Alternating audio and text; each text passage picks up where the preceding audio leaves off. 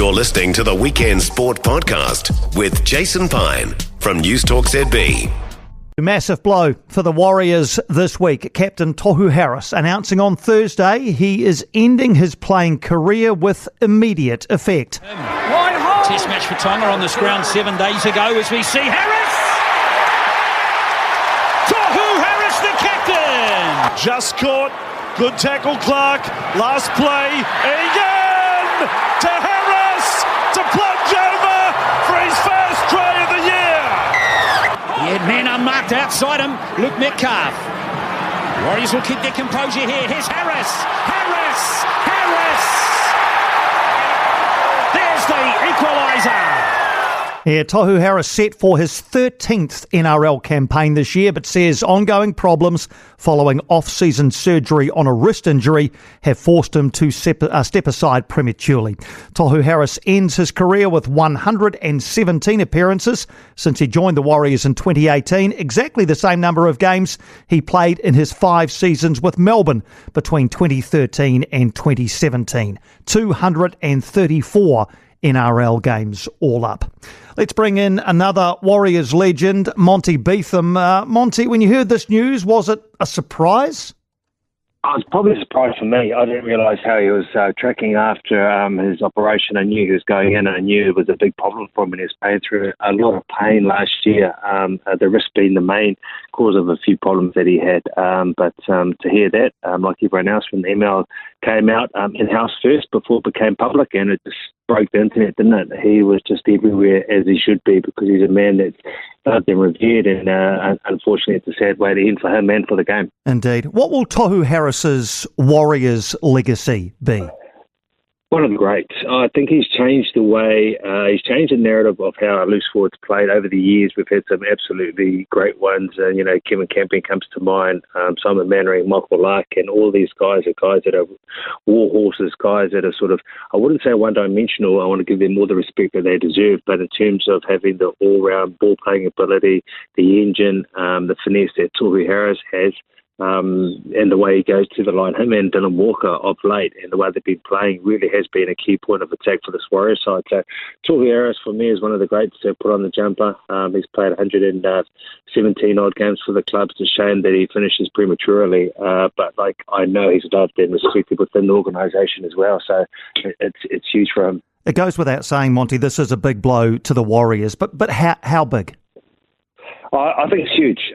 You think about the experience, because you lose Adam Fanua-Blake, you lose Sean Johnson, you lose Jack Tavanga, and then you also lose someone like Tohu, which is something you didn't count for. So that's close to 800, 900 games of experience. A guy that's loved in the club, his wife Nat and Harlan comes in, their family. And just the way he plays, he's a big body. He's like 6'5". He plays in the park. He's got the biggest engine. He can play with the ball. He defends very well, and just the way he leads his side, I think it's leads by actions. But he also has the great words that you need every now and again. Doesn't say much, but when he does, the whole room listens. Well, let's talk about the leadership void that will be left with his departure. Already, a lot of comment around about who will lead the Warriors in 2025. Is James Fisher-Harris, even though he's just coming in, the best candidate for you? Okay, I think yes. I think he's come over here. He wants to get back to the game. This is where he's come from. He's a fine leader. I've read Ivan Cleary's book, and he speaks about James Fisher-Harris hugely throughout. He's been in the last 5 grand finals, winning 4 of them. He leads the way on the field. And I've seen the way he commands the respect and attention as a leader in the Kiwi camp, and I think he can do the same for us here. Already in the short week that I've seen him in camp and doing what he does and having these little chats, I believe he's a wonderful leader. But in saying that, you've still got Mitch Barnett, you've still got Roger Tuivasa-Sheck, you've got a number of leaders in there around him, and whoever gets that seat, and I'm thinking James Fisher-Harris is the right candidate. I think he'll be well supported in terms of lieutenants. Yeah, well, I just want to talk about that. You often hear about leadership groups, Monty, don't you, within any sporting team. How important are those lieutenants to the guy who actually, wears the armband? I think it's huge because you're going to have a number of people pulling in the right direction. And although you have your main leader, you've got to have other leaders in and around them that echo the same sentiments. the same themes and thoughts in their own ways in what they do. And it's just not one man, it's a number of people in and around you supporting you and echoing the thoughts of the coach in that as well. So there's still some good leaders left, although we've lost a few. And Tohu being the most recent, which is a shock, and he will be very much missed. But, James Fisher-Harris is a wonderful leader, so I'm looking forward to coming through. And then the other young guys coming through as well, just showing their ways and understanding they're a year on their journey and how they can grow under the leadership of himself and Mitch Barnett and others. How important is the off-field role of the captain? I'm not just talking around the playing group, but around the club in general.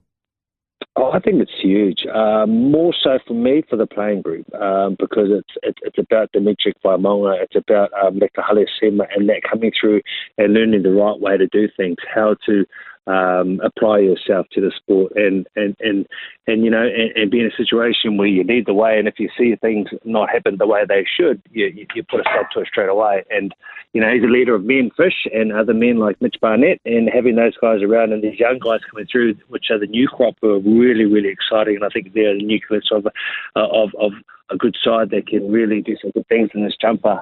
They need that leadership in front of them, and I think there's a good crew there for them. Aside from the captaincy, obviously, the Warriors now need to replace Tohu Harris in the lock position, don't they? Is Dylan Walker the obvious choice there?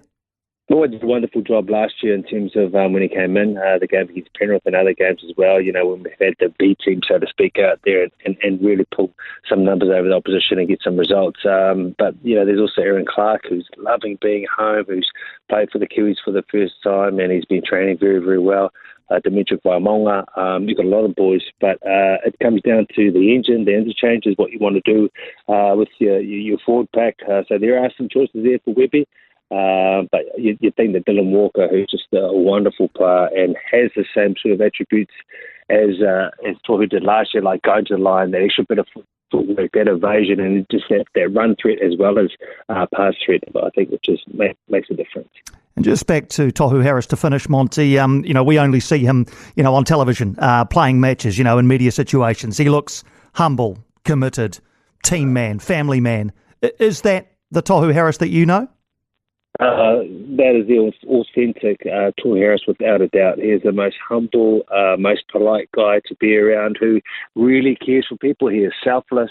He just wants to work hard. He is this big human. I think when you see him on the field, you don't get a real gauge to how big he is in person, but he's always there to do things for people. And people don't know, but both himself and his wife, they do a lot for the local community and the local school down there. It's and they are really wonderful human beings. So I hope he sticks around, because he's a good man, a good human, and he'll be much needed around the place. Fantastic. Great to chat as always, Monty. Thanks for taking the time.